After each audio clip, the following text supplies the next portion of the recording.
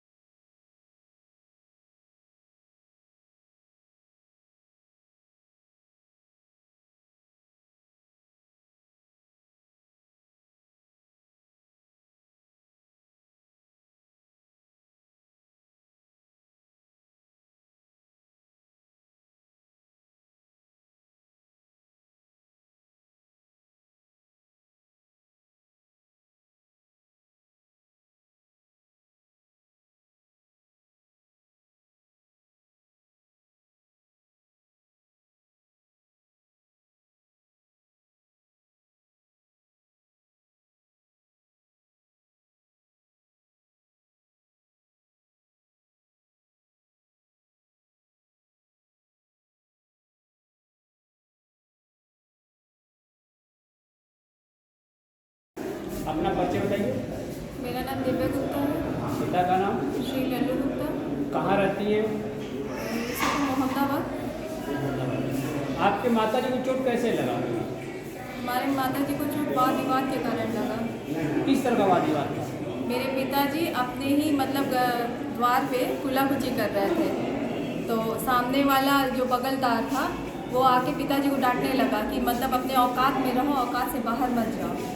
तो उसी पे पापा ने बोला कि विमतापूर्वक उनको मना किया कि अरे भाई साहब, हम तो रोड पे कर रहे हैं, हम तो किसी के घर में जाकर कर नहीं रहे हैं। तो वो उल्टी सीधी गाली देने लगा, क्योंकि वो मेरे घर पे कब्जा किया है ज़बरदस्ती, तो किसी तरह हम लोग पे प्रहार करना आए दिन बोलिए वजह करते रहते। तो पिताजी ने विमतापूर्वक उनको मना किया, उन्होंने माँ बहन की गाली लगा के दी।